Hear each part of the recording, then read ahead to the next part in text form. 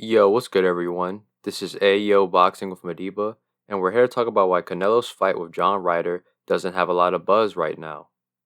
As we all know, Canelo's making his return to the ring this weekend against his WBO mandatory, John Ryder.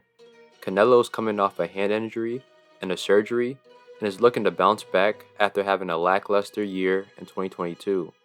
Last year, Canelo lost to Bivol in May and had an underwhelming performance against Triple G in September, with many suspecting that Canelo was on the decline.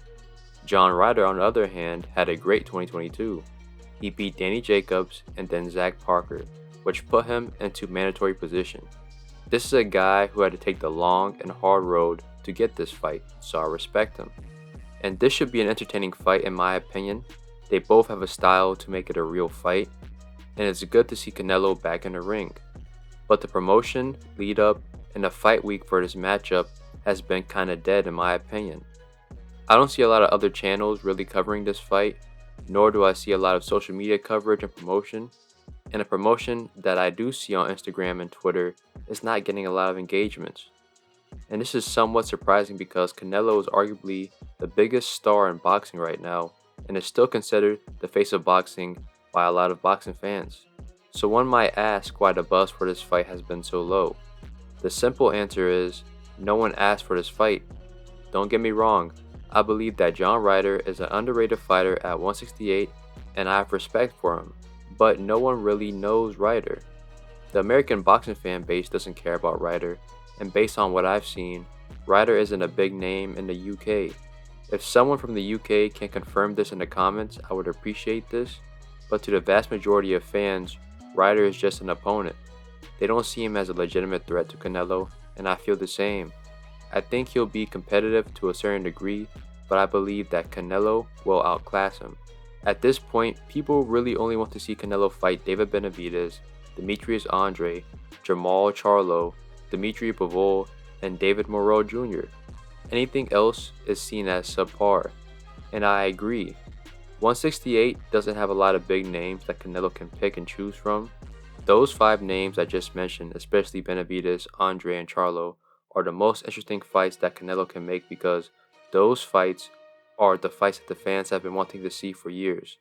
And I understand that John Ryder is a mandatory obligation for Canelo and essentially a tune-up before the rematch with Bivol, but the lack of widespread interest in this fight is a perfect example of why fighting the right opponent is important.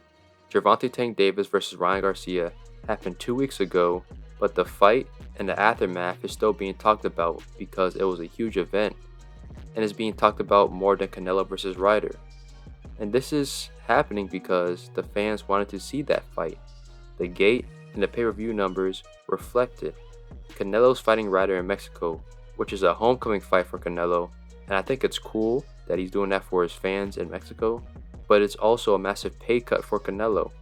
If the opponent was someone like Benavidez, Charlo, or Andre, I guarantee you this fight would be staged in the US because of the interest and potential money that could be made off that fight. I feel like this will be a good indicator for the rest of Canelo's career.